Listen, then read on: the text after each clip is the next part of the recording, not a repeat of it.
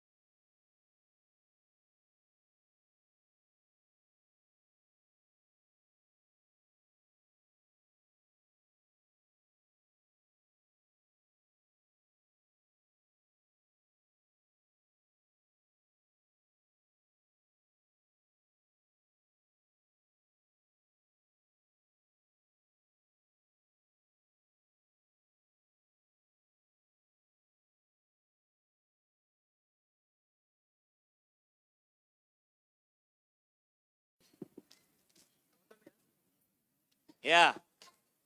Baik ya, saya akan kasih pertanyaan kuis. Ya, tunjuk tangan yang paling cepat. Langsung. Ya. Soal pertama ini ya. Alhamdulillah, kita mulai dari yang ringan. Terlebih dahulu. Ya, sebutkan nama cepat ya. 4 pemateri kita pada hari ini. Ya, antum. Gak boleh lihat itu. Ya, 4 pemateri. 1, 2. Wah, hari ini. Ya. Wah, dapat plastik aja ini mah. Ya. Yang pakai kacamata. Ya, antum. Yang keras. 1. Terus.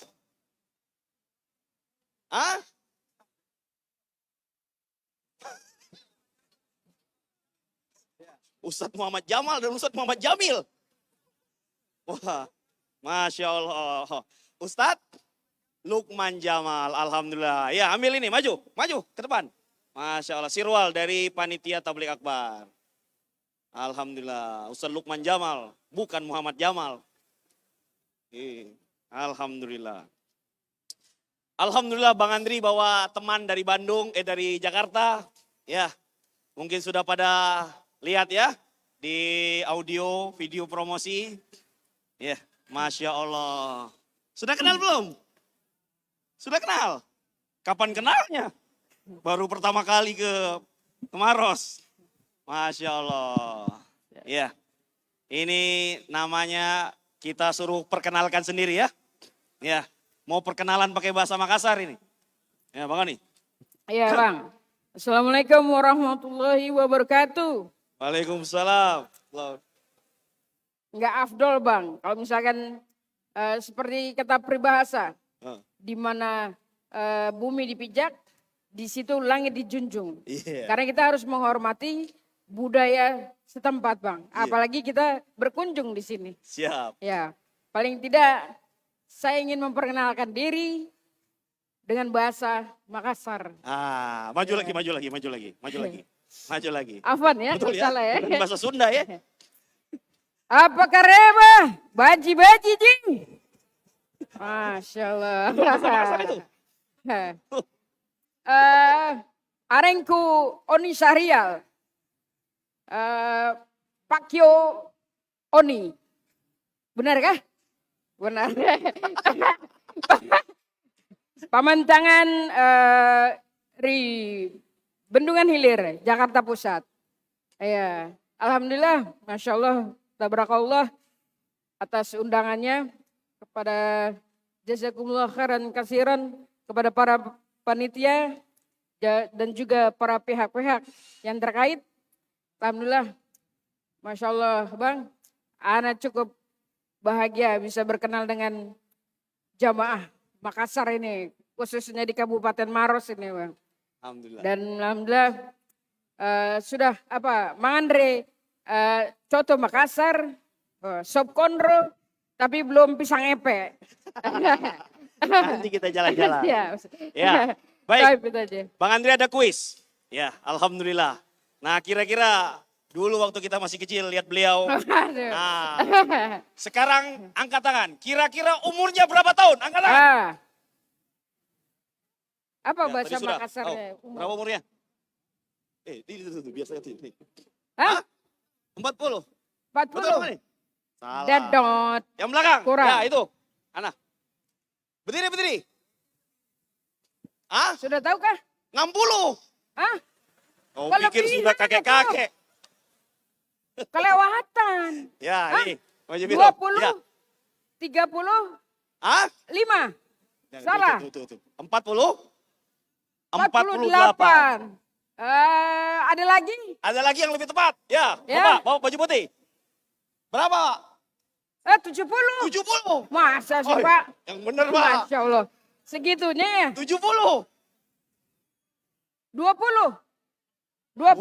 Alhamdulillah. Ya. Ada yang lebih tepat. Ada yang lebih tadi udah nyaris tuh tadi. Ya, sudah nyaris ya, baju hijau. 40. 35. 53. Salah, keliru salah. masih. Ya, salah. Itu 48. Sama tadi. Tadi sama. Ya. 47. Hah? Salah. Yang lebih dekat. Yang tadi. lebih dekat aja Tadi ya. 40 berapa tadi? Tadi 48 siapa tadi? Yang Tadi yang pertama. jawab 48 siapa? Yang itu tadi pertama tadi siapa? Yang 48 tadi siapa jawab? Ya. Yang jawab 48. 48. Tadi ya?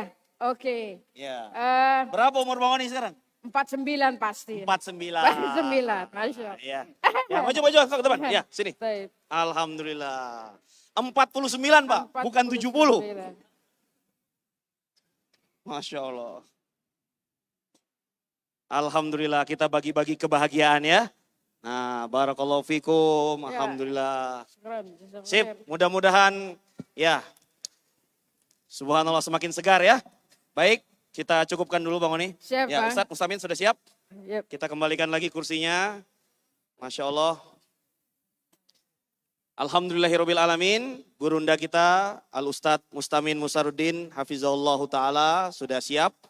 Kita sambut dan kita panggil beliau untuk mengisi sesi yang kedua. Kepada gurunda kita kami persilahkan.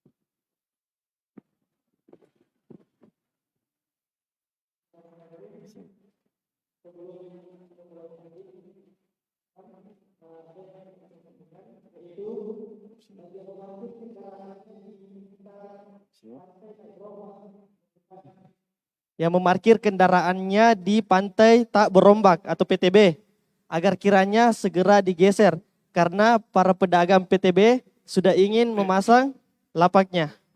Baik, terima kasih.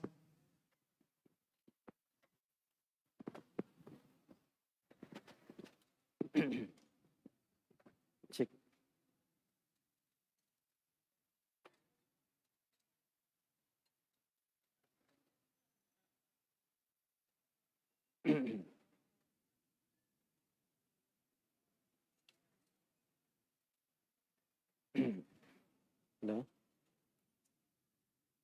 Bismillahirrahmanirrahim. Assalamualaikum warahmatullahi wabarakatuh.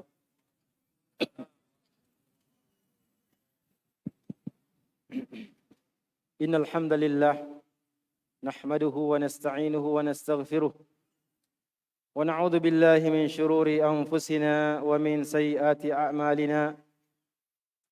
May yahdihillahu fala mudilla lahu wa may yudlil fala hadiya lahu. أشهد أن لا إله إلا الله وحده لا شريك له وأشهد أن محمدا عبده ورسوله صلى الله عليه وعلى آله وأصحابه ومن تبعهم بإحسان إلى يوم الدين وسلم تسليما كثيرا. يا أيها الذين آمنوا اتقوا الله حق تقاته ولا تموتن إلا وأنتم مسلمون. يا أيها الناس اتقوا ربكم الذي خلقكم من نفس واحدة وخلق منها زوجها وبث منهما رجالا كثيرا ونساء واتقوا الله الذي تساءلون به والأرحام إن الله كان عليكم رقيبا. يا أيها الذين آمنوا اتقوا الله وقولوا قولا سديدا يصلح لكم أعمالكم ويغفر لكم ذنوبكم ومن يطع الله ورسوله فقد فاز فوزا عظيما. أما بعد. معاشر الحاضرين والحاضرات, para asatidah, para ustadz, kiai, ulama,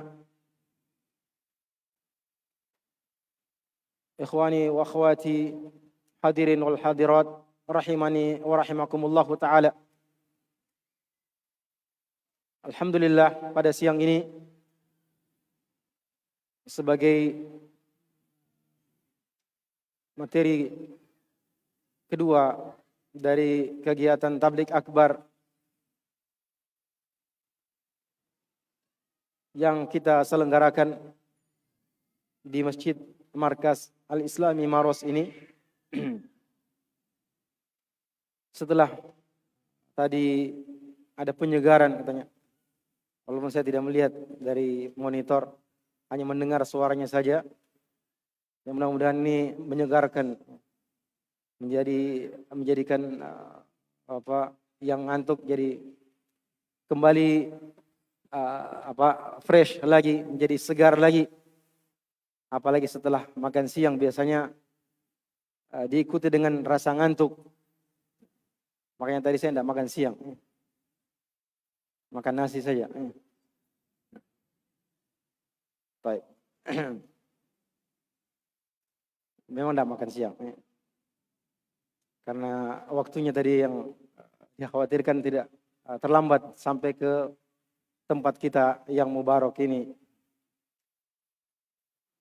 Ikhwani wa akhwati hadirin wal hadirat rahimani wa rahimakumullahu taala. Sebagaimana yang kita lihat dalam pamflet, mungkin juga dalam flyer yang kita sudah baca, bahwa sesi kedua ini temanya adalah sendi-sendi keutuhan bangsa dan hubungannya dengan moderasi Islam. Pertama, saya juga mohon maaf karena tidak sempat mengikuti pembukaan tadi, sehingga juga saya tidak mendengar apa yang sudah disampaikan, baik itu laporan ketua panitia maupun pemateri yang pertama, Ustadz Muhammad Naim Sahuri, hafizahullah ta'ala. Tapi yang jelas bahwasanya dipilihnya tema besar kita, keutuhan bangsa dalam bingkai moderasi Islam, tentu ada alasan tersendiri yang kemudian dari judul besar ini dipilah-pilah lagi, dirinci lagi menjadi judul kecil atau sub judul. Tentu semuanya itu niatnya dan targetnya atau tujuannya adalah agar supaya kita semua bisa memahami dengan benar apa sebenarnya moderasi Islam itu. Apa makna yang sebenarnya, yang sesungguhnya dari moderasi Islam. Kenapa? Karena belakangan ini sering kita mendengar moderasi Islam, istilah atau diungkapkannya kata ini, dua kata, moderasi Islam, yang mungkin sebagian orang memahami keliru perkataan moderasi Islam ini.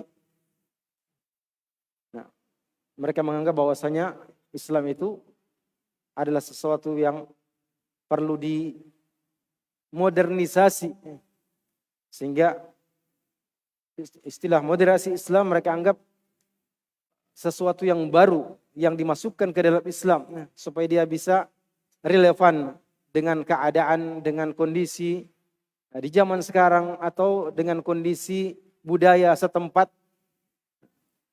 Itu mungkin salah satu pemahaman, sehingga perlu kita luruskan pemahaman tersebut.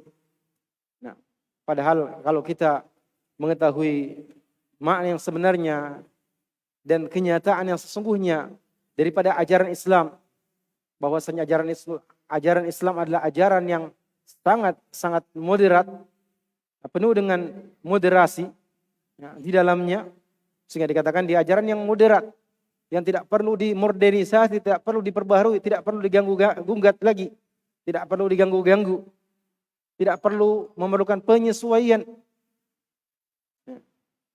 Karena apa? Karena Islam itu adalah ajaran dari Allah Subhanahu wa taala yang menciptakan manusia, yang memberikan rezeki kepada manusia, yang mengatur kehidupan manusia.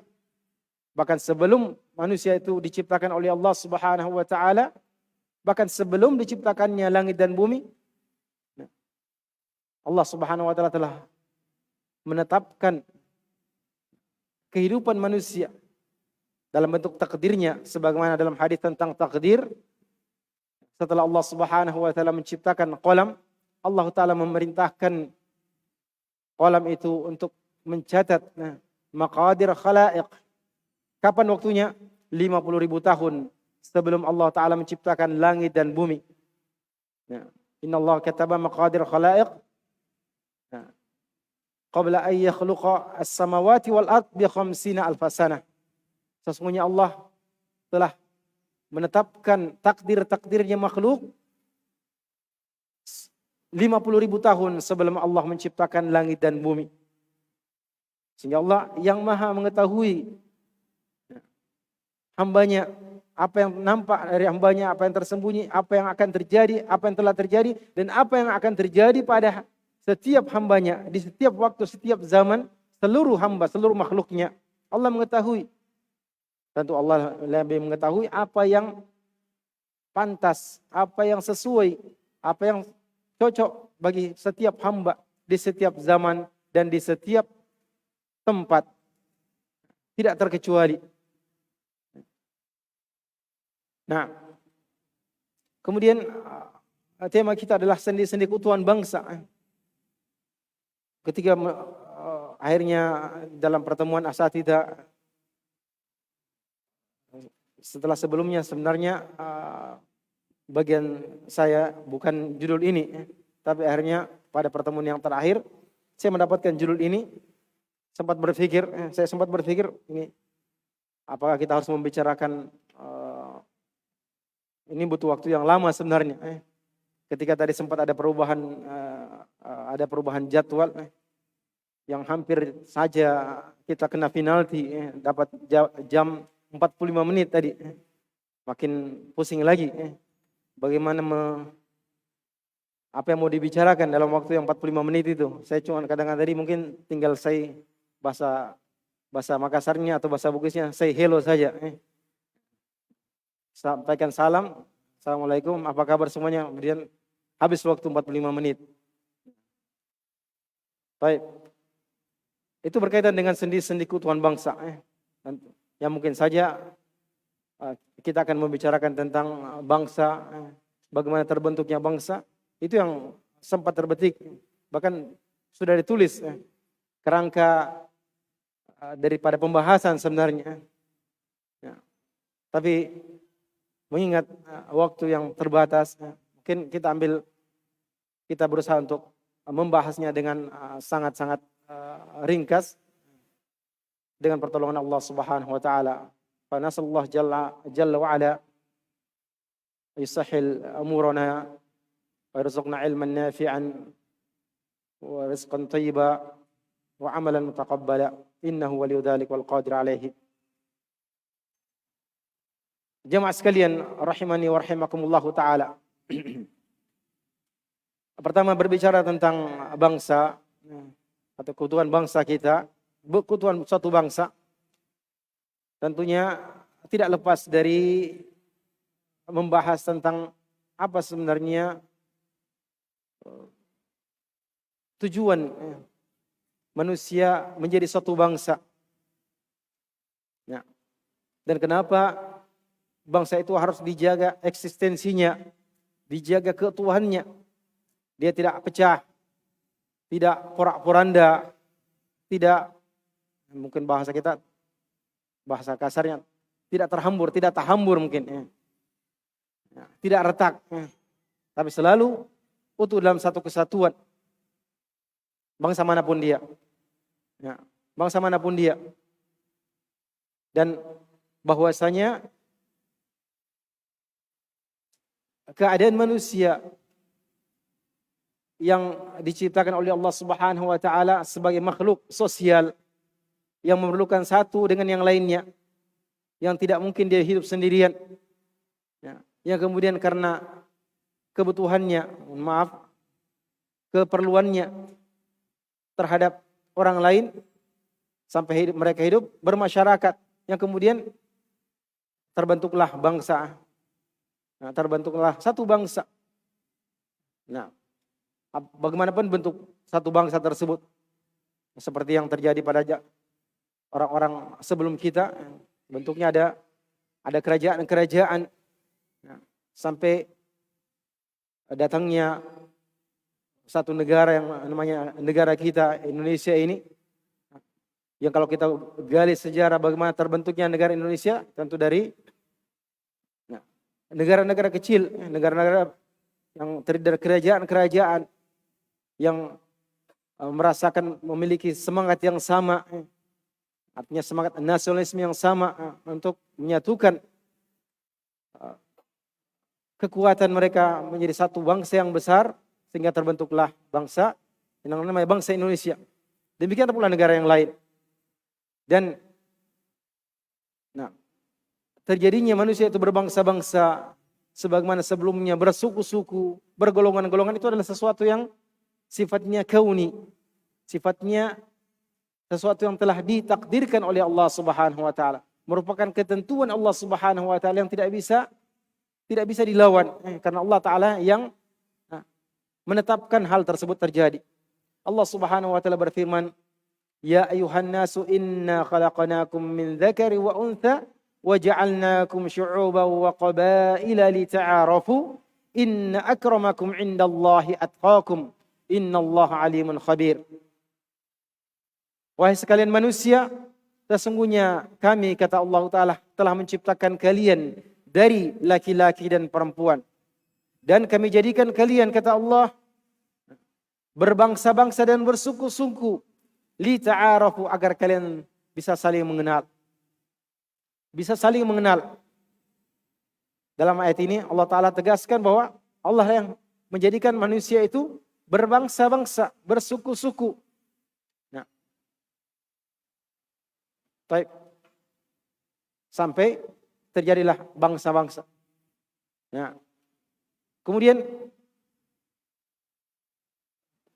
semua yang Allah Subhanahu wa taala ciptakan di atas muka bumi ini, termasuk bentuk ataupun sarana dalam bentuk bangsa atau pemerintahan atau pemerintah, yang terkecil sampai yang terbesar, yang sebelumnya mungkin bukan bangsa yang besar, hanya sekelompok orang manusia yang tinggal di satu tempat, dipimpin oleh seorang, apakah dia ketua adat atau kepala adat, atau dia pemimpin dari kaum tersebut. Semuanya itu adalah untuk melestarikan masyarakat itu sendiri atau bangsa itu sendiri, dengan tujuan-tujuan mereka. Karena terbentuknya satu bangsa tentu ada tujuannya, untuk menghimpun kekuatan untuk menjalankan tujuan bersama dari satu bangsa. Yang tentu saja satu bangsa tentu dia terbentuk, ada dasarnya, ada aturan-aturan yang mengikat mereka. Aturan-aturan yang mengikat sesama mereka, yang mana tentu saja aturan-aturan ini Allah Subhanahu wa taala menghendaki bahwasanya apa yang dilakukan oleh manusia haruslah sesuai dengan apa yang menjadi tujuan dengan penciptaan Allah Subhanahu wa taala atas muka bumi ini. Tujuan penciptaan Allah Subhanahu wa taala atas muka bumi ini yaitu untuk beribadah hanya kepada Allah Subhanahu wa taala, untuk menghambakan diri kepada Allah Subhanahu wa taala. Nah, itu awalnya, atau itu merupakan asalnya.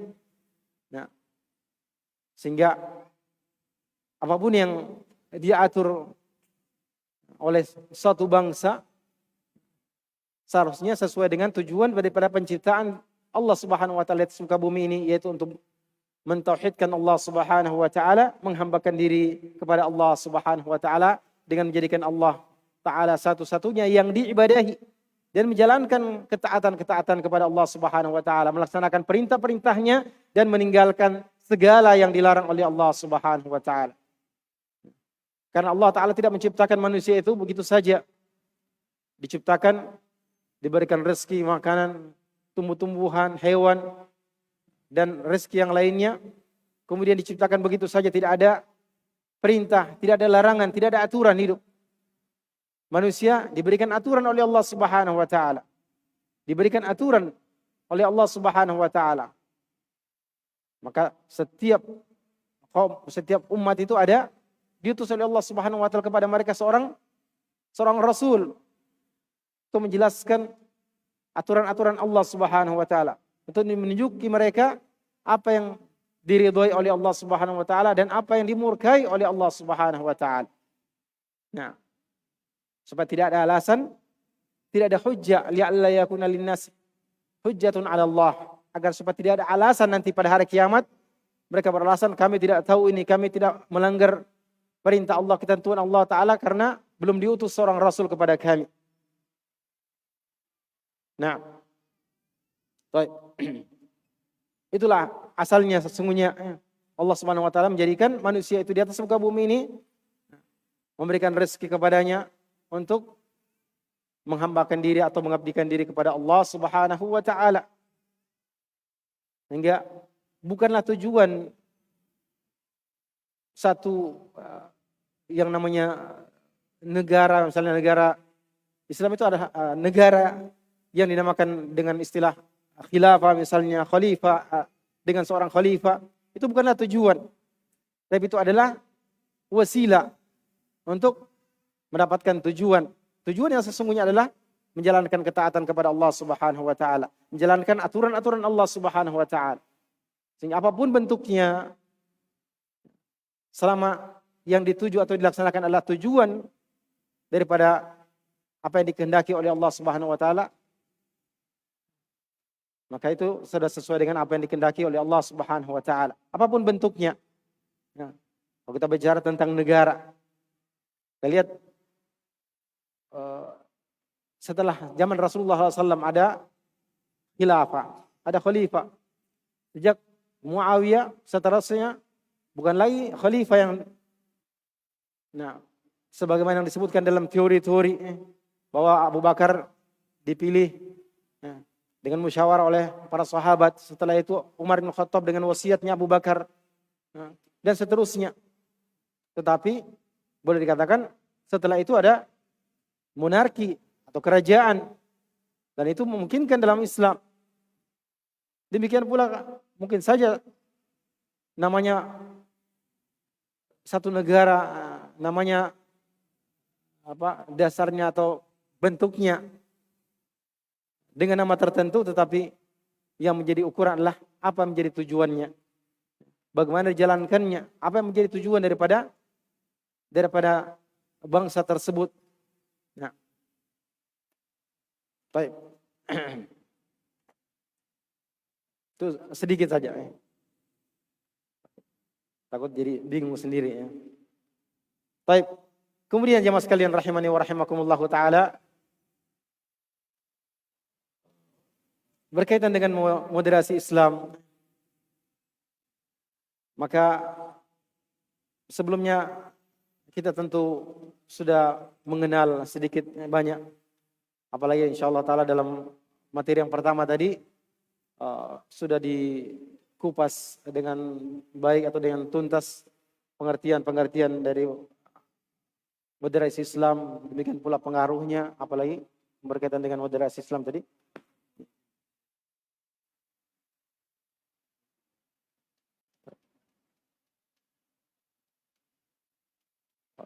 Mohon maaf ya, kita break sehingga pemilik mobil Toyota Rush warna hitam DD, nomor platnya DD 1943, bukan 945 ya, 1943 Delta Quebec, DQ. Tolong segera dipindahkan karena menutup jalan.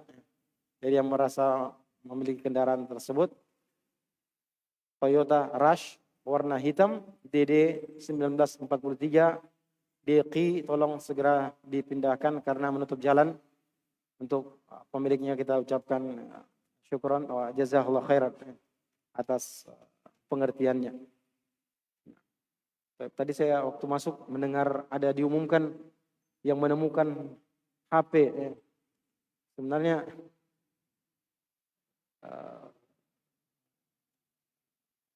dilarang mengumumkan barang hilang dalam masjid ya. Ini mungkin perlu kalau seperti ini boleh ya, tapi kalau barang hilang sebenarnya tidak diumumkan di masjid seperti ini. Kalau mengumumkan silakan umumkan di luar. Ya. Kecuali kalau kita menemukan barang orang, siapa yang punya HP ini itu boleh. Ya. Tapi kalau kita yang kehilangan kemudian kita umumkan di masjid, itu sebaiknya kita tidak lakukan. Ya. Ini kritikan bagi panitia. Ya.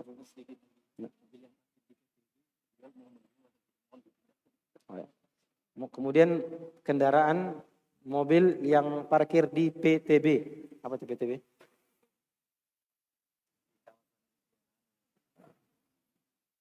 PTB. Nah, kawasan kuliner karena para pedagang atau yang sudah diberikan hak untuk menjual di situ sudah mau buka lapaknya. Mohon pengertiannya. Lapaknya sudah mau dibuka, masih ada kendaraan yang parkir di PTB.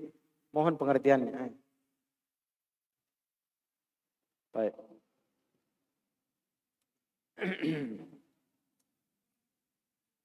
Baik. Kita lanjutkan. Maka berkaitan dengan materi kita, dengan tema kita tentang sendi-sendi keutuhan bangsa dan hubungannya dengan moderasi Islam, tentu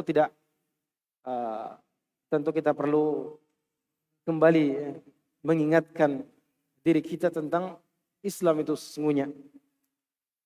Nah, al-Islam yang dia bermakna al-istislamu lillah bi ta'ah wal yanqulahu al-istislamu lillah bi tauhid wal inqiyadu lahu bi ta'ah wal bara'atu minasyirik wa ahlihi, yaitu berserah diri kepada Allah Ta'ala dengan mentauhidkan Allah Subhanahu wa Ta'ala serta ketaatan kepada Allah dengan menjalankan ketaatan inqiyadu, ketundukan kepada Allah Ta'ala dengan menjalankan ketaatan kepadanya. Ketaat kepada Allah artinya menjalankan perintah-perintahnya dan meninggalkan larangan-larangan Allah Ta'ala. Taat dalam perintah dan larangan Allah Ta'ala serta berlepas diri dari kesyirikan dan pelaku-pelakunya. Yang mana Islam itu adalah dinnya, agamanya para nabi dan rasul. Agamanya para nabi dan rasul sebagaimana dalam banyak ayat. Di antaranya firman Allah Subhanahu wa taala tentang Nabiullah Nuh alaihi salatu wassalam. Wa umirtu an akuna minal muslimin. Kata Nabi Nuh alaihi salam, dan aku diperintahkan an akuna minal muslimin, untuk menjadi bagian dari orang-orang muslimin, orang-orang yang masuk, kita lihat kepada definisi Islam tadi, yaitu orang-orang yang berserah diri kepada Allah Ta'ala dengan mentauhidkan Allah, taat kepada Allah, tunduk kepada Allah dengan menjalankan ketaatan pada apa yang diperintahkan dan apa yang dilarangnya, serta berlepas diri dari kesyirikan dan ahli syirik. Demikian pula Nabiullah Ibrahim, Abul Anbiya, bapaknya para nabi. Karena dari Nabi Ibrahim inilah turun para nabi. Nah, nabinya Bani Israel dari Ishak, dan Nabi Arabnya dari Ismail, sampai yang menjadi kakeknya Nabi kita Muhammad sallallahu alaihi wa ala alihi wasallam. Nah, Nabi Ibrahim dalam firman Allah Subhanahu wa taala berfirman, wa qala lahu rabbuhu aslim. Qala aslamtu li rabbil alamin. Dan Rabbnya Allah Ta'ala berfirman kepadanya, itu kepada Nabi Ibrahim, aslim, berislamlah engkau. Qala, Nabi Ibrahim menjawab, aslamtu li rabbil alamin. Aku telah berislam kepada Rabbul alamin. Dan juga Allah Ta'ala berfirman tentang Nabiullah Musa alaihi salam. Ala lisani Musa, Nabi Musa berkata kepada kaumnya, "Ya qaumi in kuntum amantum billahi fa alaihi tawakkalu." Wahai kaumku, kalau kalian benar-benar telah beriman kepada Allah, fa alaihi tawakkalu, maka hendaknya kalian bertawakal kepadanya, in kuntum muslimin. Kalau kalian benar-benar orang-orang yang muslim, orang-orang yang berserah diri kepada Allah Ta'ala dengan tauhid, tunduk kepada Allah dengan menjalankan ketaatan, perintah dan larangan yang ditaati, berlepas diri dari kesyirikan. Demikian pula Allah Ta'ala mengabarkan tentang pengikut-pengikutnya Nabiullah Isa Al-Masih alaihi salam. Nah, Allah Ta'ala berfirman tentang Al-Hawariyin, murid-muridnya Nabi Isa, wa id auhaitu ilal hawariyina an aminu bi wa bi rasuli qalu amanna washhadu bi annana muslimun. Dan ketika aku telah wahyukan kepada al-hawariyin agar berimanlah kalian, wahyu Allah Ta'ala, berimanlah kalian kepadaku dan kepada rasulku, kepada utusanku. Mereka menjawab, amanna, kami telah beriman, dan saksikanlah bi annana muslimun, bahwa kami adalah orang-orang muslim. Nah, demikian pula Allah Subhanahu wa taala mengabarkan tentang Nabiullah Sulaiman alaihi salam. Nah, melalui lisannya, perkataan, ucapannya Ratu Saba. Nah, dia berkata, Rabbi inni zalamtu nafsi wa aslamtu ma'a Sulaiman walillahi rabbil alamin. Wahai Rabbku, inni zalamtu nafsi, sungguhnya aku telah menganiaya diriku sendiri. Wa aslamtu ma'a Sulaiman, dan aku telah berislam bersama Sulaiman. Aku telah berislam bersama Sulaiman lillahi rabbil alamin, kepada Allahu rabbul alamin. Nah, demikian pula dan masih banyak syahid atau ayat-ayat yang lainnya yang menunjukkan bahwasanya para nabi, mereka menyatakan atau dikabarkan oleh Allah Ta'ala mereka adalah muslimin. Seperti Nabi Ibrahim dalam ayat yang lain, wa ana awwalul muslimin, aku adalah orang yang pertama dari kaum muslimin. Nah, dan kalau kita melihat dakwahnya para nabi dan rasul, kita temukan bahwasanya dakwah mereka seluruhnya adalah kepada tauhidullah azza wa jalla. Nah, sebagaimana ucapan-ucapan mereka dalam beberapa ayat, semuanya mengajak kepada kaumnya untuk beribadah hanya kepada Allah Subhanahu wa taala. Semuanya mengatakan, ya qaumi ibudullaha ma lakum min ilahin ghairuh. Wahai kaumku, u'budullaha, beribadahlah kalian hanya kepada Allah, ma lakum min ilahin ghairuh. Kalian tidak memiliki ilah, sesembahan. Ma lakum min ilahin ghairuh, selain Allah Subhanahu wa taala. Nah, dan Allah Subhanahu wa taala telah menjelaskan sendiri dakwanya para nabi yang diutus oleh Allah Subhanahu wa taala. Setiap rasul yang diutus kepada setiap kaum, Allah Subhanahu wa taala berfirman, "Wa laqad ba'atsna fi kulli ummatin rasula an i'budullaha wajtanibut taghut." Dan sungguh-sungguh telah kami utus kepada setiap umat seorang rasul. Setiap umat diutus kepadanya seorang rasul untuk menyeru kepada mereka, u'budullaha wajtanibut taghut. Beribadahlah kalian kepada Allah dan jauhilah peribadatan, penyembahan kepada taghut, yaitu segala sesuatu yang diibadahi dari selain Allah dan dia ridha dengan penyembahan kepadanya. Dan juga dalam firman Allah Ta'ala yang lainnya, Allah Ta'ala berfirman, wa ma arsalna min qablika min rasulin illa nuhi ilaih annahu la ilaha illa ana fattaqun.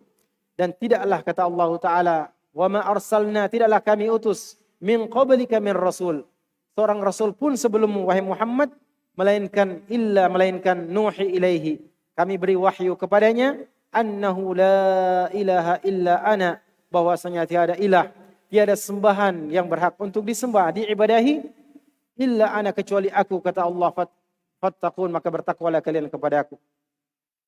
Nah, maka tauhid adalah beribadah kepada Allah Ta'ala semata adalah tujuan dakwanya para nabi dan rasul, dan dia merupakan sebab diciptakannya manusia di atas muka bumi ini, sebagaimana firman Allah Ta'ala, wa ma khalaqtul jinna wal insa illa liya'budun.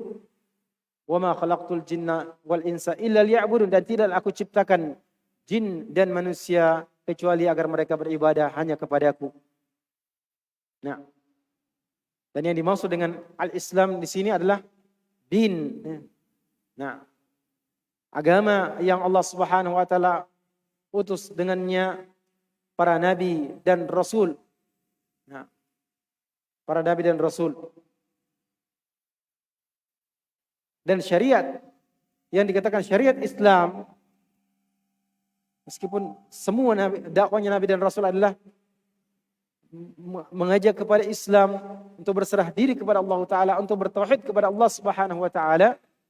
Nah, ketika kita berbicara tentang tema kita ini, moderasi Islam, maka kita berbicara lebih spesifik kepada syariat yang terakhir, syariat yang dibawa oleh Nabi kita Nabi Muhammad sallallahu alaihi wasallam, sang khataman nabiin, yang beliau adalah penutup dari para nabi.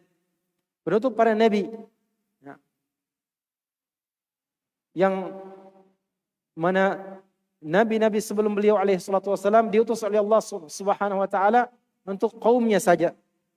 Tetapi nabi kita Nabi Muhammad sallallahu alaihi wasallam diutus oleh Allah Subhanahu wa taala untuk seluruh manusia. Untuk seluruh manusia, bukan untuk kaum tertentu saja, bukan untuk orang Arab saja, bukan untuk orang Indonesia saja, bukan untuk orang Nusantara saja, bukan untuk orang Amerika, bukan untuk orang Ajam selain Arab, tetapi untuk seluruh manusia. Nah, Allah Subhanahu wa taala berfirman, "Wa ma arsalnaka illa kafatan lin-nasi basyiran wa nadhira." Dan tidaklah aku mengutusmu wahai Muhammad illa melainkan kafatan lin-nas, untuk seluruh manusia. Basyira sebagai pembawa kabar gembira, wa nadhira dan pemberi peringatan. Nah, dalam ayat yang lain Allah Subhanahu wa taala berfirman, "Qul ya ayyuhan nasu inni rasulullahi ilaikum jami'a." Katakanlah wahai Muhammad, sesungguhnya aku ini, wahai sekalian manusia, sesungguhnya aku adalah Rasulullah, utusannya Allah, ilaikum kepada kalian, jami'a seluruhnya, semuanya. Wahai sekalian manusia, sesungguhnya aku adalah utusannya Allah untuk seluruh manusia. Untuk kalian semuanya, artinya untuk seluruh manusia, bukan untuk kaum tertentu saja. Nah, jadi seluruh manusia adalah med'unya, adalah orang-orang yang diutus oleh Allah Subhanahu wa taala kepadanya, Nabi kita Nabi Muhammad sallallahu alaihi wa ala alihi wasallam. Yang mana syariat yang dibawa oleh Nabi kita Muhammad sallallahu alaihi wasallam adalah menghukumi semua aturan-aturan, semua syariat yang telah diturunkan oleh Allah Subhanahu wa taala sebelum beliau alaihi salatu wasallam. Itu dari para nabi-nabi sebelumnya, dari para rasul sebelumnya. Menghukumi syariatnya Nabi Musa, Nabi Isa, dan nabi-nabi yang lainnya atau rasul yang lainnya. Allah Subhanahu wa taala berfirman, "Wa anzalna ilaikal kitaba bil haqqi musaddiqan lima baina yadayhi minal kitabi wa muhaiminan 'alaihi." Dan kami telah turunkan kepadamu wahai Muhammad Alkitab dengan kebenaran, dengan membawa kebenaran untuk membenarkan lima baina yadayhi minal kitab, apa yang telah datang sebelumnya dari Alkitab. Dan Alkitab itu dari Allah Subhanahu wa taala, wa muhaiminan 'alaihi, dan untuk menghukuminya, ya, mencakupinya. Ya. Mungkin ada yang diteruskan hukumnya, ditakrir atau diakui, ada yang diganti, ada yang dieliminir atau dieliminasi. Nah, ada yang diteruskan karena syariat yang dibawa oleh Nabi sallallahu alaihi wasallam adalah syariat yang sifatnya muhaimin terhadap aturan-aturan sebelum syariat-syariat sebelumnya. Nah, sehingga tidak ada lagi orang yang bisa mengikuti syariat sebelum Nabi Muhammad SAW. Seperti kata Nabi SAW ketika melihat Umar ibn Khattab radhiyallahu anhu sekedar membuka-buka lembaran-lembaran Taurat, ditegur oleh Rasulullah SAW. Nah, kata Nabi SAW, wahai Umar, nah, lau kana Musa hayya, seandainya Nabi Musa itu hayyan, masih hidup sekarang ini, ma wasi'ahu illa ayyattabi'ani, maka dia tidak punya jalan, tidak punya peluang, tidak ada jalan baginya kecuali dia harus mengikutiku. Nah, jadi setiap nabi, setiap syariat yang telah datang sebelumnya harusnya diarahkan kepada syariat Rasulullah SAW, harus mengikuti apa yang diajarkan oleh nabi yang terakhir. Dalam satu hadis yang lain Nabi SAW bersabda tentang keistimewaan daripada syariat beliau atau ajaran beliau atau risalah yang dibawa oleh beliau alaihi salatu wassalam. Beliau bersabda, "U'titu khamsan lam yu'tahunna ahadun qabli." Aku diberikan 5 perkara yang tidak diberikan kepada seorang pun dari nabi sebelum aku. Yang diantaranya disebutkan di situ dibolehkan untuk mengambil ghanimah. Nah, dibolehkan dimanapun berada. Nah, ju'ilat lil ardu masjidan wa tahura. Yang salah satunya kata Nabi sallallahu alaihi wasallam, kana kullu nabiyyin yub'atsu ila qaumihi khassa. Nah, kullu nabi, setiap nabi itu diutus untuk kaumnya saja, secara khusus untuk kaumnya saja. Wa bu'itsu ila nasi ammah. Adapun aku kata Nabi sallallahu alaihi wasallam, bu'itsu, aku diutus oleh Allah ila nasi ammah, untuk seluruh manusia. Dalam riwayat yang lain, ila ahmar wa aswad, untuk orang yang berkulit merah maupun yang berkulit hitam. Artinya untuk seluruh manusia, tidak terkecuali. Nah, baik. Kemudian jemaah sekalian rahimani wa rahimakumullah taala. Karena al-Islam yang diturunkan kepada Nabi Muhammad sallallahu alaihi wasallam. Nah, dalam artian syariatnya Nabi kita Muhammad sallallahu alaihi wasallam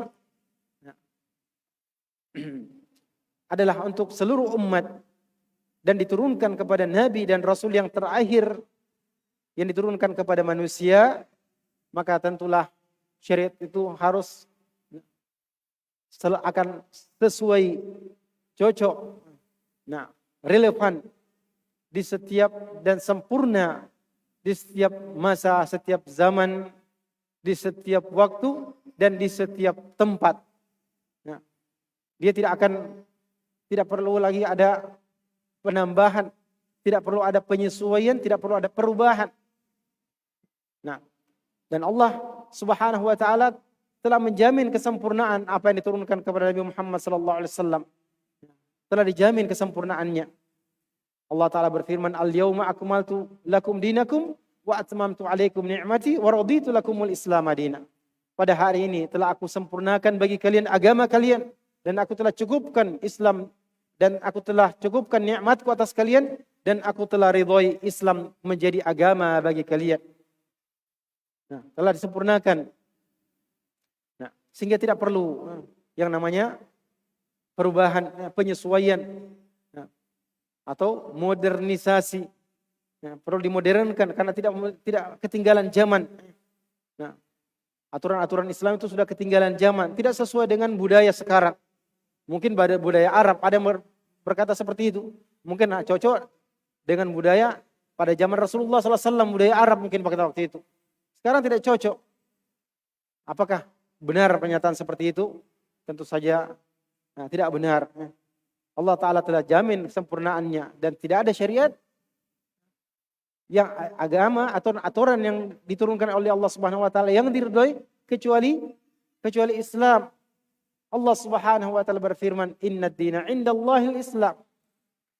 Hanyalah agama di sisi Allah Ta'ala al-Islam.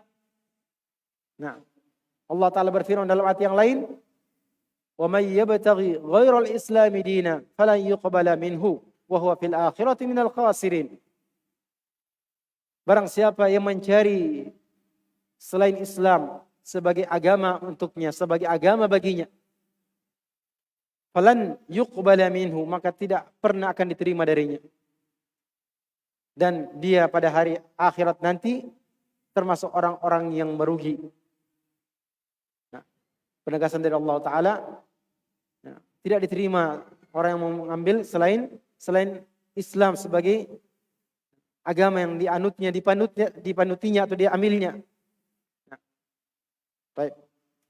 Karena Allah Subhanahu wa taala mengharuskan seluruh hambanya setelah diturunkannya atau diutusnya Nabi Muhammad sebagai nabi yang terakhir, yang Allah Subhanahu wa taala berfirman tentangnya, "Ma kana Muhammadun aba ahadin min rijalikum walakin Rasulullah wa khataman nabiyyin." Walakin Rasulullah wa khataman nabiyyin, bukanlah Muhammad itu ayah seorang dari kalian, melainkan dia adalah utusan Allah dan penutupnya para nabi. Karena ajaran ini adalah untuk nabi yang terakhir, tidak akan ada lagi nabi setelah itu. Sehingga kalau ada yang mengaku sebagai nabi, dia mengatakan ini ada yang didapatkannya dari mimpi, jangan kaget gitu. Ada drone.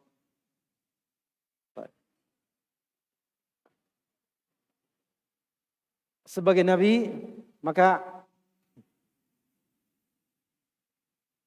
bid'ah ini.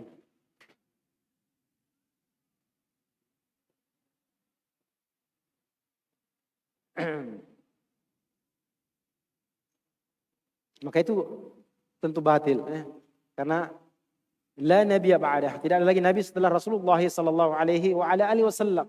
Tidak ada lagi syariat, tidak ada lagi turun wahyu setelah meninggalnya Rasulullah sallallahu alaihi wa ala alihi wasallam.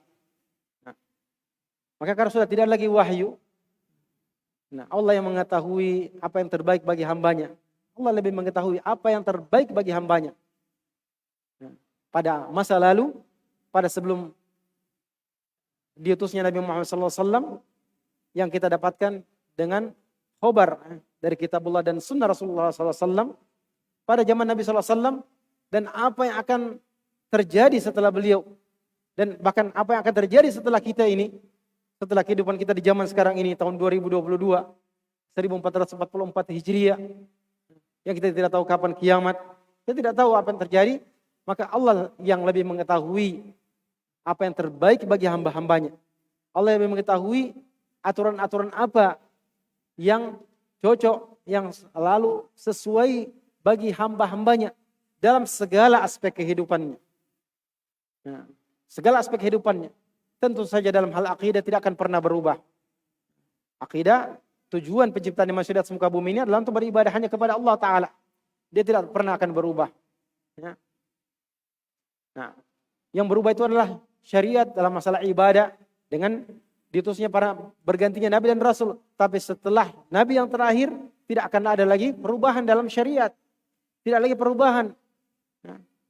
Nah, maka kalau ada yang mempertentangkan, oh ini tidak sesuai dengan budaya, maka yang perlu kita bahas itu budaya apa itu yang akan merubah syariat Allah, aturannya Allah Subhanahu wa taala. Bukankah Allah Ta'ala yang menciptakan kita di atas muka bumi ini? Kenapa sampai suatu bangsa menjadikan sendi atau asas yang pertama itu adalah ketuhanan? Karena semua merasa bahwasanya kita ini diciptakan, tidak menciptakan diri kita sendiri. Kita ada di atas muka bumi ini karena ada yang menciptakan kita. Dan kita kalau mau hidup tenang, mau rukun, mau damai, mendapatkan rezeki dengan baik, hidup sesama manusia, selain hubungan dengan Allah, dengan penciptanya, yang mungkin ketika mereka belum mendapatkan hidayah, belum mendapatkan petunjuk dari Allah Subhanahu wa taala berupa ajaran agama, masih mencari. Makanya dulu bangsa-bangsa atau masyarakat-masyarakat yang hidup dipimpin oleh kepala-kepala suku, ketua-ketua adat yang sekaligus sebagai pemimpin spiritual bagi mereka. Meskipun mereka beribadah kepada siapapun mereka beribadah.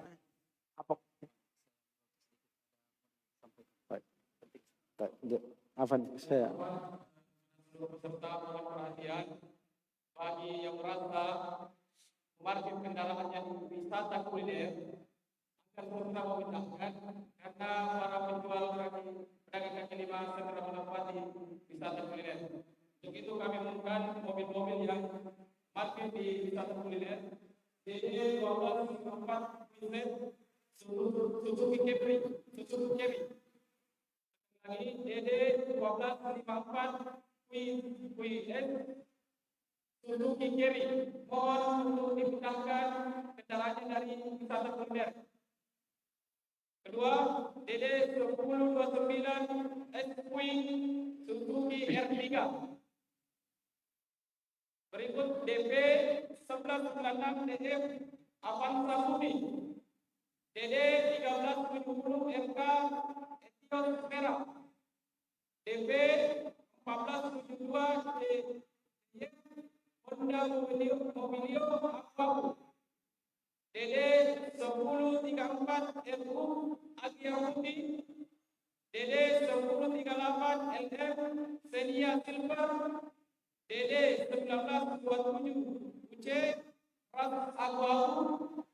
DD 1854 FV Datsun Silver. DD 1837 X Avanza Abu-Abu. DD 1396 DF S3 warna biru. 11 DD 1109 BK Ras warna hitam. DD 1970 UI Rocky kuning. DD 13 D4 II Ras silver. DD 1602 FP Avanza Putih. DD 1456 US Kancah hitam. DD 1474 BB Perfect warna putih. Mohon kiranya pemilik kendaraan yang kami sebutkan nomor polisinya segera memindahkan dari wilayah wisata kuliner karena tempat itu akan digunakan menjual pedagang kaki lima. Demikian, Assalamualaikum warahmatullahi wabarakatuh.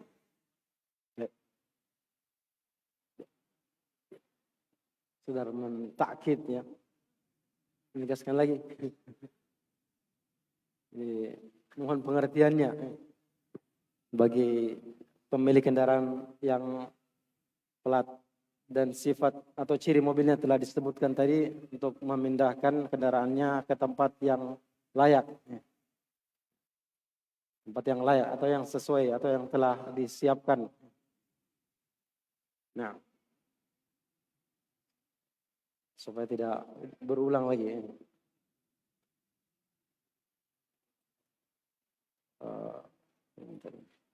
Nah,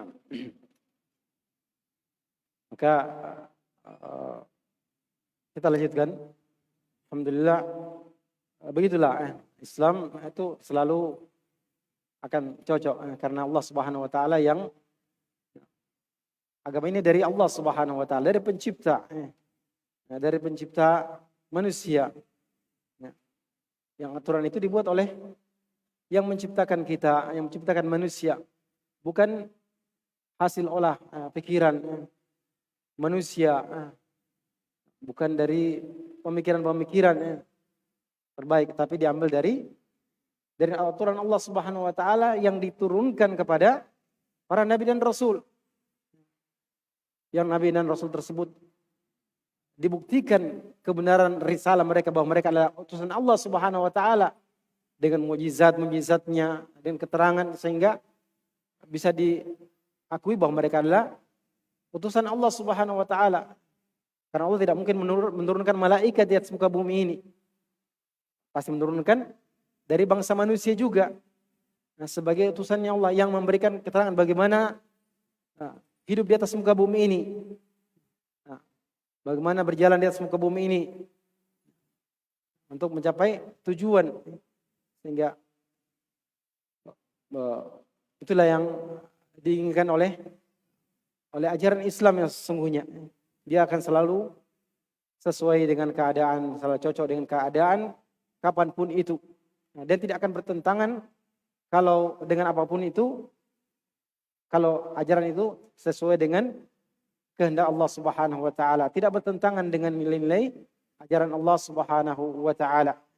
Yang biasanya kalau benar itu satu nilai-nilai luhur itu adalah benar-benar diambil dari pemikiran yang sehat, hati nurani yang bersih, biasanya tidak akan bertentangan. Nah, tetapi kalau sudah dicampuri, dikotori dengan pemikiran-pemikiran, nah, apakah itu filsafat atau hal-hal yang banyak tadakhul, banyak masuk intervensi syaitan ke dalam aturan-aturan tersebut, pasti dia akan bertentangan. Karena syaitan akan mencari jalan bagaimana untuk menyesatkan manusia dari jalan Allah Subhanahu wa taala dengan berbagai cara. Termasuk diantaranya dengan melalui aturan-aturan, dengan membisikkan kepada manusia membuat aturan, membuat suatu kebiasaan untuk melakukan perbuatan ini sampai dijadikan sebagai sesuatu yang biasa dan menjadi budaya. Misalnya, seperti misalnya bertelanjang, nah, berjemur di pantai dengan pakaian telanjang misalnya. Nah, tentu tidak sesuai dengan aturan Allah Subhanahu wa taala. Kita manusia diperintahkan oleh Allah Subhanahu wa taala untuk menutup aurat kita. Nah, untuk menutup aurat. Nah, ja'alnakum libasa yuwari sawatikum warisha wa libasu taqwa dzalika khair. Nah, Allah taala berfirman, kami jadikan untuk kalian pakaian yuwari sawatikum, untuk menutup aurat-aurat kalian. Itu misalnya satu contoh tentang bahwasanya syariat Allah Subhanahu wa taala, aturan-aturan Allah Subhanahu wa taala, apa yang dihalalkan dan apa yang diharamkan oleh Allah taala itu semuanya adalah tidak akan bertentangan dengan apa yang keluar dari, kalau dikatakan nilai luhur atau pemikiran manusia dari akal sehat. Hanya saja kebanyakannya atau sebagiannya sudah ada masuknya pengaruh-pengaruh syaitan dan hawa nafsu manusia. Nah, maka tentu saja sebagai hamba Allah Subhanahu wa taala, kita harus menghukumi aturan-aturan yang selain hukum Allah Subhanahu wa taala sebagai ketentuan Allah taala dengan hukum ketentuan Allah Subhanahu wa taala. Nah, jemaah sekalian rahimani wa rahimakumullah taala. Kemudian berkaitan dengan moderasi Islam yang menjadi inti pembahasan kita. Nah, adapun pengertian moderasi Islam mungkin sedikit banyak sudah dibahas dalam sesi pertama tadi oleh Ustadz Muhammad Naim hafizahullah taala, yang mungkin secara garis besar kita sudah mendengar tadi bahwasanya moderasi kalau dalam bahasa Arabnya itu disebut wasatiyah, al-wasatiyah, dari kata al-wasat, pertengahan. Nah, yang bermakna i'tidal. Yang bermakna al-adl, adil. Nah, wal khiyar, dan kebaikan. Di mana tatbiq, mempraktekkan atau implementasi dari pemahaman al-wasatiyah dalam kehidupan muslimin, itu adalah sesuatu yang sangat penting. Penting untuk kita pahami kebenarannya. Nah, untuk kita menguatkan keyakinan kita, keimanan kita bahwasanya ajaran Islam itu adalah ajaran yang dicirikan oleh Allah Subhanahu wa taala, disifati oleh Allah Subhanahu wa taala dengan sifatnya yang merupakan khasais, merupakan karakteristik keistimewaan daripada ajaran Islam. Ajaran yang dibawa oleh Rasulullah sallallahu alaihi wasallam, yang merupakan ajaran terakhir, syariat yang terakhir. Nah, sebagai wasatiyah, Allah taala berfirman, "Wa kadzalika ja'alnakum ummatan wasata litakunu syuhada'a 'alan nasi wa yakuna ar-rasulu 'alaikum syahida." Nah, ini berkaitan dengan masalah apa ayat ini? Wa ma ja'alna al-qiblata allati kunta 'alaiha illa lina'lama may yattabi'ur rasula mimma yanqalibu 'ala 'aqibaihi. Berkaitan dengan mengarah kiblat. Nah, dipindahkan komentar Ahlul Kitab, kenapa mereka berubah lagi kiblatnya? Sudah setelah menghadap ke Baitul Maqdis, yang merupakan mereka bagi orang Ahlul Kitab juga kiblat mereka. Nah, artinya mereka juga menjadikan itu sebagai kiblat mereka, walaupun mereka tidak beribadah, tidak menghadap ke itu sebagai kiblatnya, tapi tujuan mereka juga akan berziarah ke Baitul Maqdis. Sebagaimana kita dibolehkan atau bahkan disyariatkan, kata Nabi sallallahu alaihi wasallam, La tushaddur rihal illa ila 3 masajid. Tidaklah boleh seorang itu sengaja melakukan perjalanan untuk ibadah kecuali pada 3 masjid. Masjidil Haram, wa Masjidil Aqsa, wa Masjidil Hada.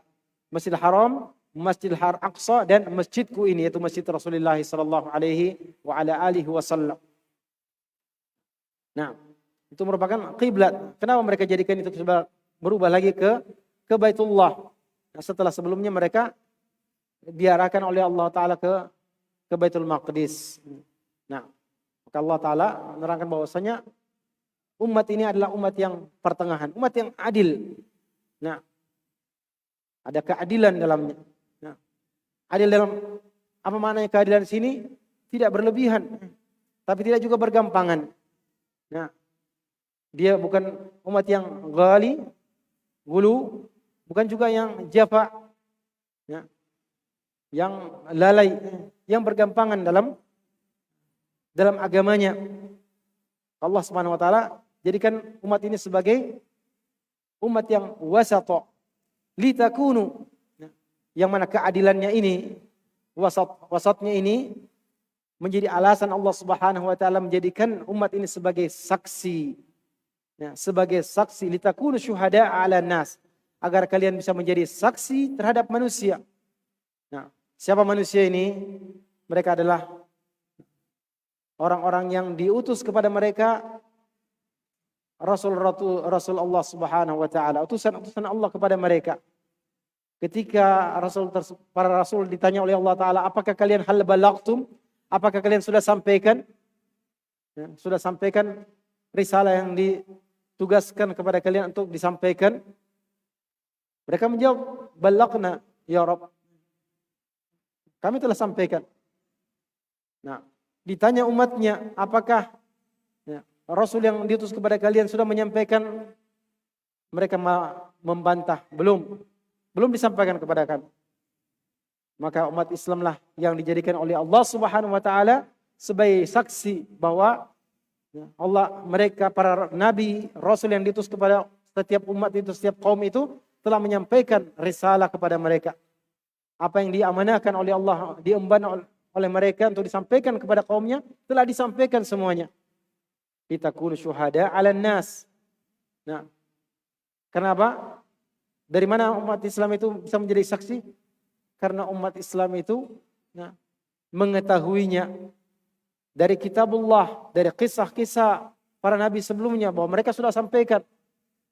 Kita membaca dalam ayat Al-Quran, setiap nabi mengatakan, ya qaumi ibudullah ma lakum min ilahin ghairuh. Wahai kaumku, beribadahlah kalian kepada Allah. Ma lakum min ilahin ghairuh. Kalian tidak memiliki ilah sembahan kecuali Allah Ta'ala.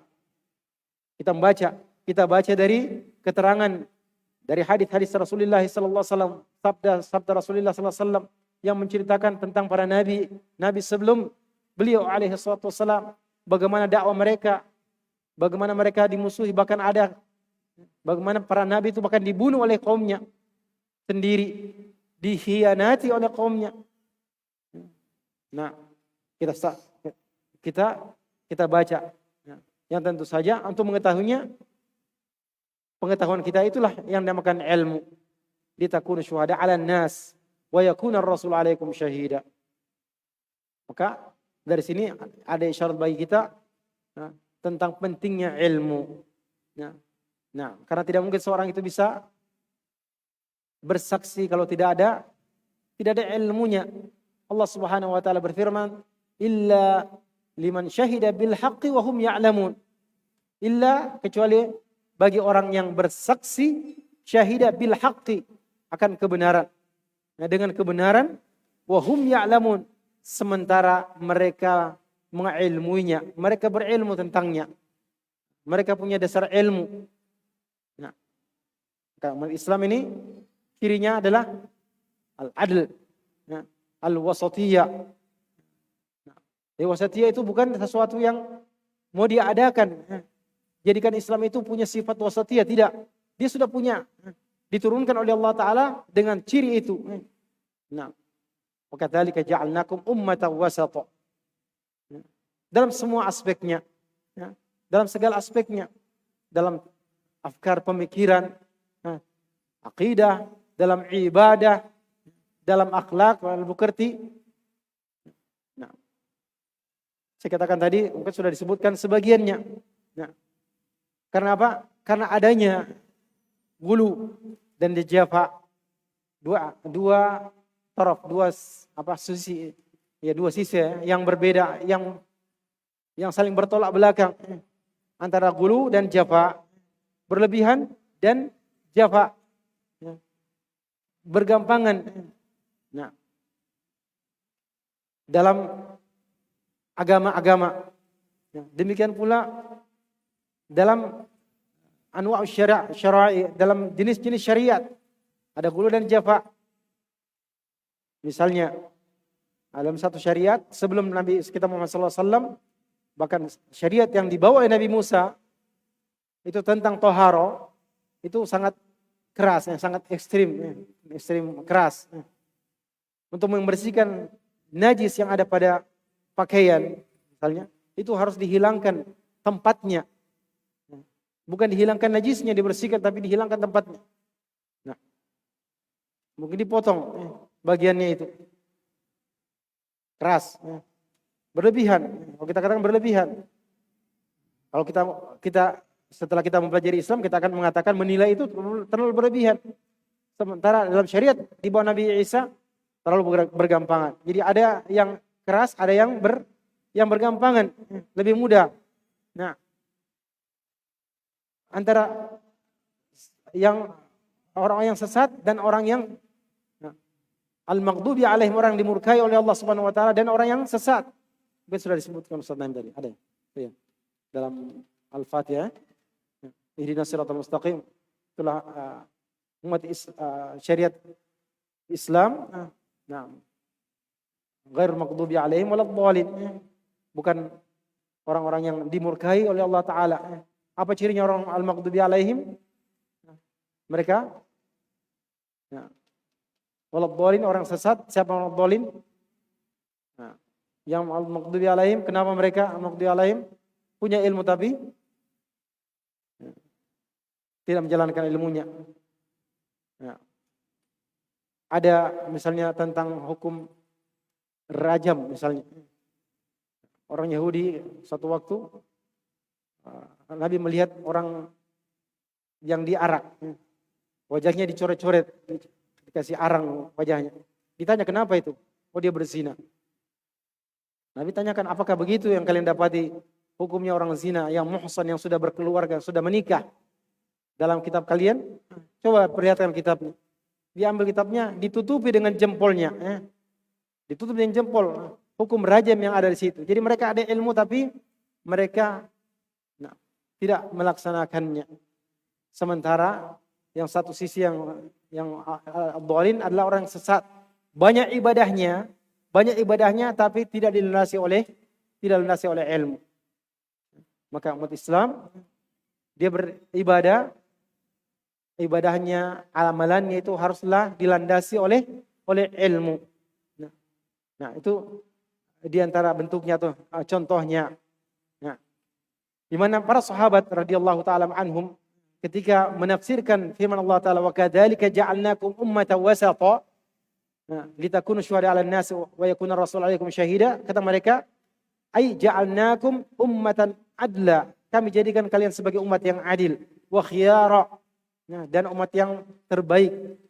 Nah, dalam ayat yang lain kita pernah biasa mendengar kuntum khairu ummah, kalian adalah umat yang terbaik. Nah, karena adanya apa? Amar ma'ruf nahi munkar. Dalam amar ma'ruf nahi munkar ada keadilan di situ. Ada aturan-aturan syariat Nabi Muhammad SAW bagaimana mengingkari kemungkaran. Ya. Nah, moderasi dalam memberikan nasihat. Nah, kata mereka para sahabat, bima tatawassatuna fihi bainal ghali wal jafi, di mana kalian berada di pertengahan antara sikap gulu dan sikap jafa. Nah, demikian pula antara kelompok-kelompok yang berbeda-beda dari umat ini. Nah, adanya golongan-golongan yang satu sisi berlebihan, yang satu sisi bergampangan dalam memahami dan menjalankan agama Allah Subhanahu wa taala. Nah, di antara bentuknya yang menunjukkan bahwasanya ajaran agama Islam adalah ajaran yang moderat. Misalnya dalam firman Allah Subhanahu wa taala tentang bersedekah. Ya, bersedekah sudah disampaikan.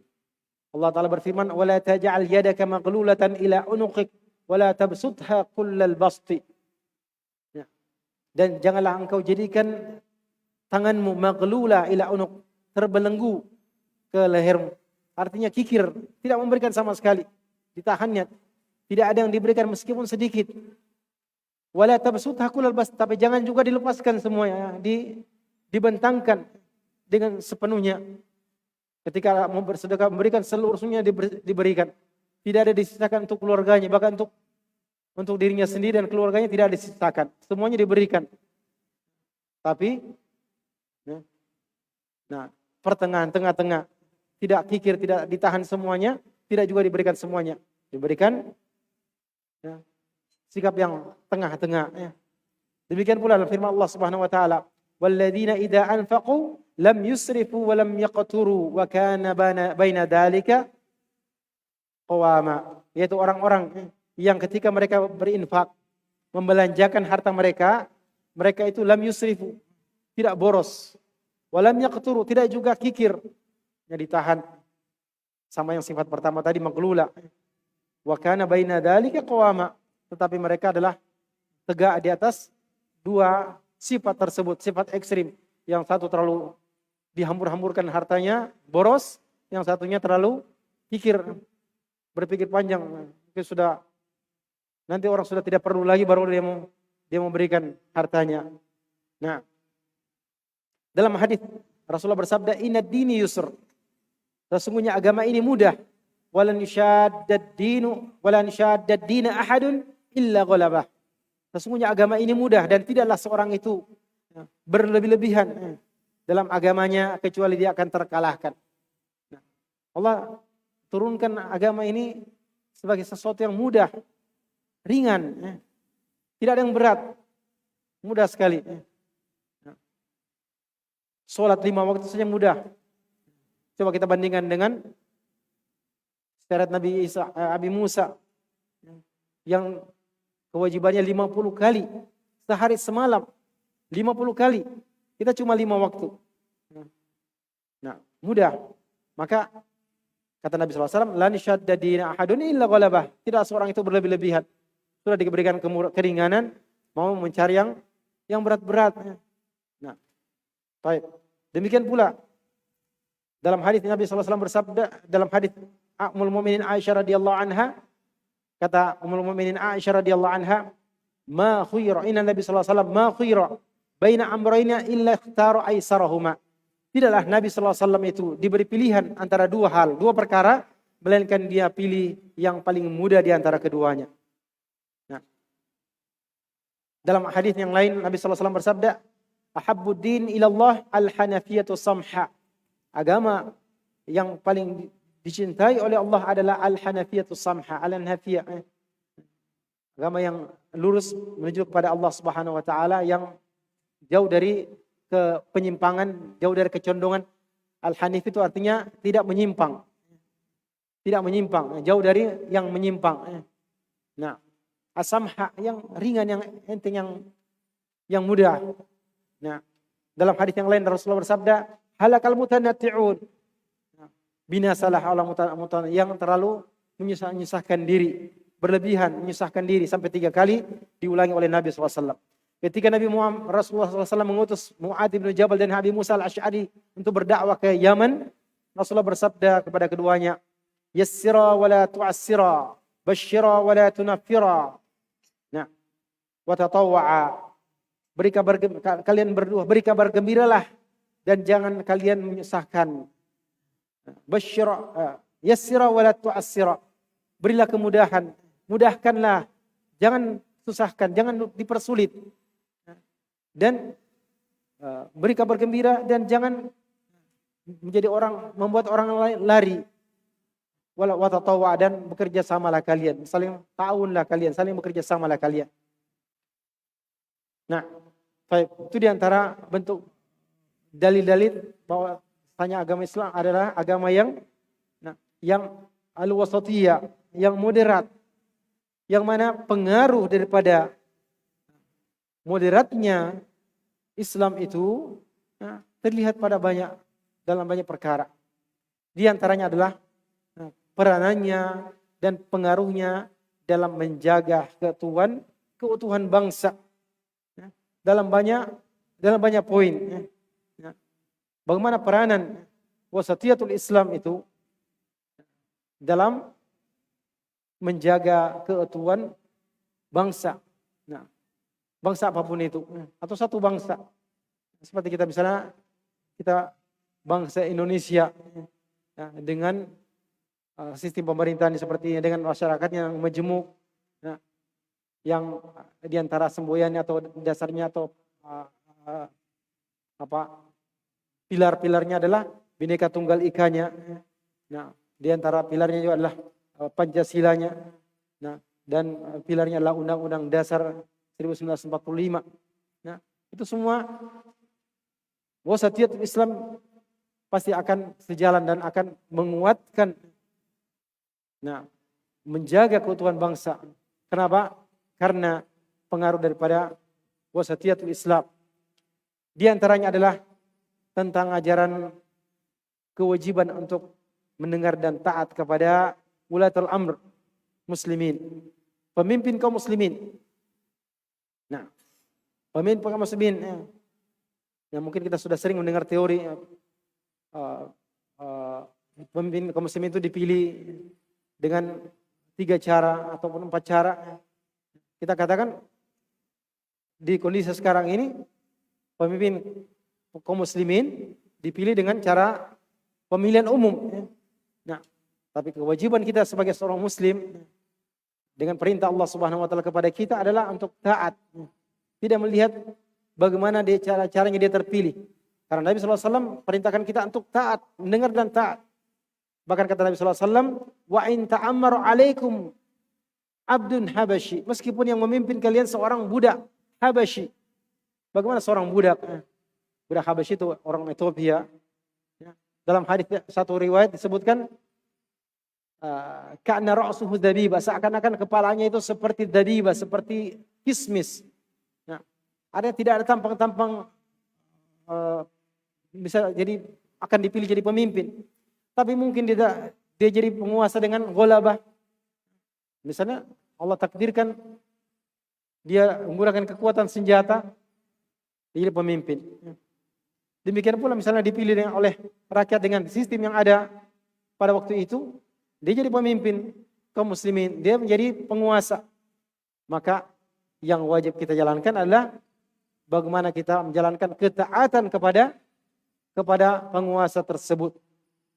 Itu merupakan akidah, salah satu akidah daripada kita Ahlus Sunnah wal Jamaah, untuk wajibkan untuk taat kepada ulatul umur muslimin dalam ketaatan, bukan dalam kemaksiatan. Artinya kalau diperintahkan dalam ketaatan kepada Allah Ta'ala, kita taat kepada perintah tersebut.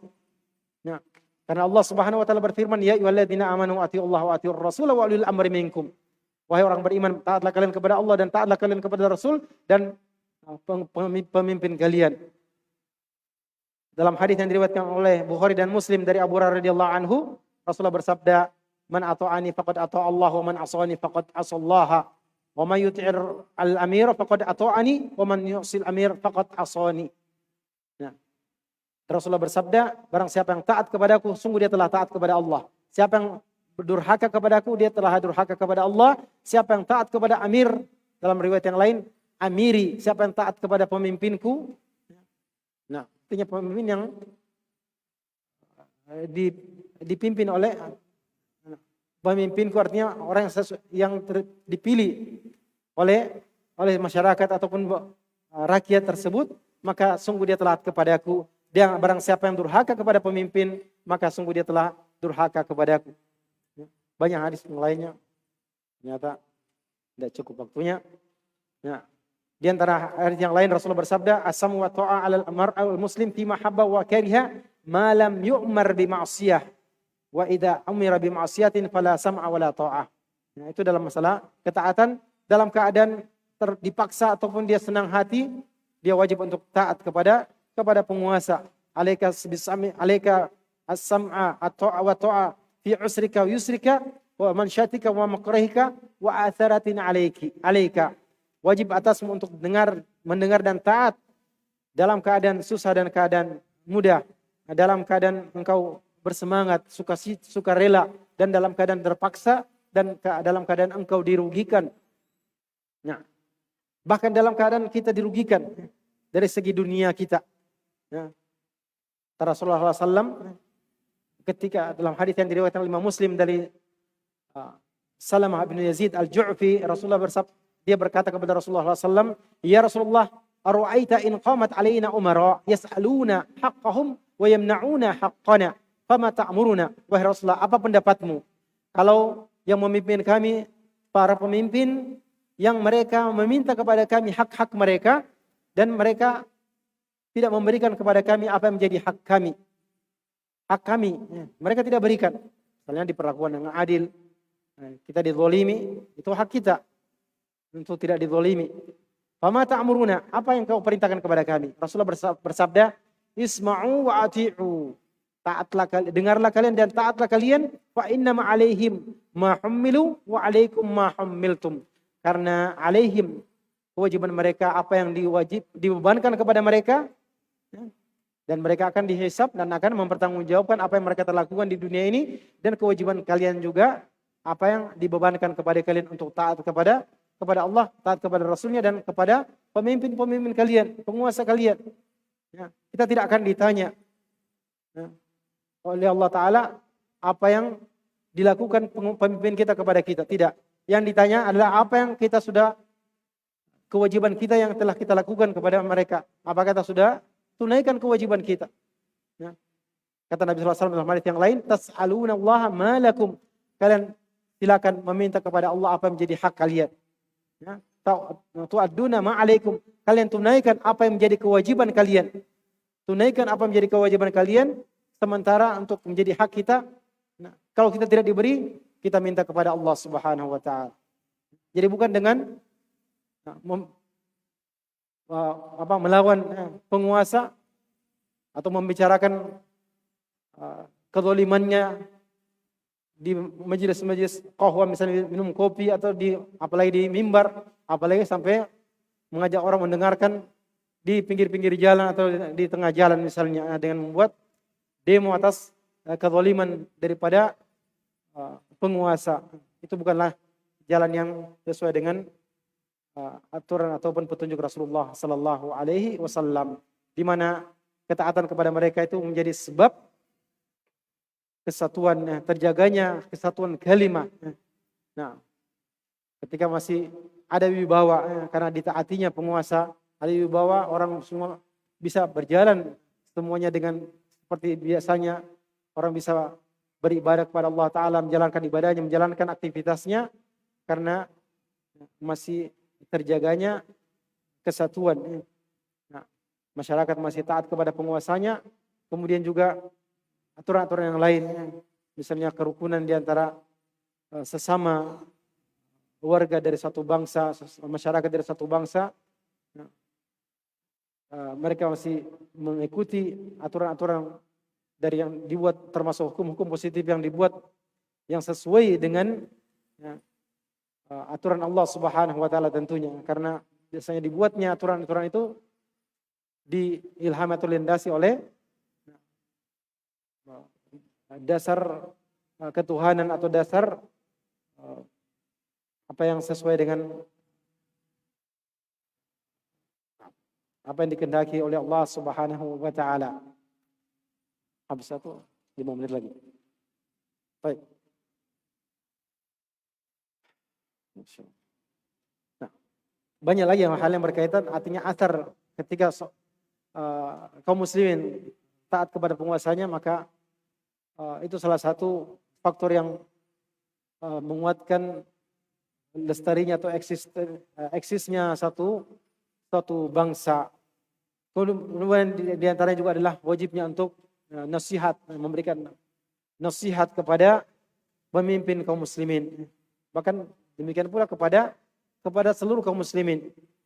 Bersikap nus, artinya bersikap yang adil, tulus. Ya, berlakukan sesuatu, baik itu ucapan maupun perbuatan dengan niat yang tulus untuk mengharapkan wajah Allah, mengharapkan ridhonya Allah Subhanahu wa taala semata. Bukan tujuan yang untuk mendapatkan dunia atau mendapatkan kursinya, mendapatkan kekuasaannya. Tapi semuanya dilakukan dengan tulus. Termasuk ketika menyampaikan wejangan atau nasihat kepadanya, dilakukan dengan nus, dengan jiwa atau landasan nus, yaitu ketulusan, kejujuran. Nah, bukan tendensi-tendensi yang lain kecuali hanya untuk melihat kebaikan untuk semuanya, bukan untuk kelompoknya saja, bukan untuk dirinya sendiri, tapi kebaikan untuk seluruhnya. Semuanya sudah berjalan dengan baik, selaras dan aman tentram, bisa terwujud apa yang menjadi cita-cita semuanya dari bangsa tersebut. Nah, baik.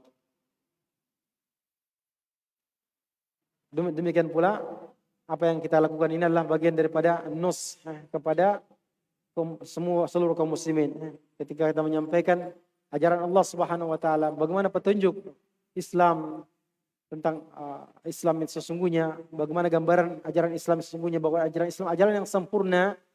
Kalau kita mengaca ataupun merujuk kepada ajaran Islam, kita akan dapatkan kebaikan, sehingga tidak ada tudingan ataupun tuduhan bahwasanya Islam itu ajaran yang bertentangan, ya, atau Islam itu adalah ajaran yang tidak ada toleransi padanya misalnya.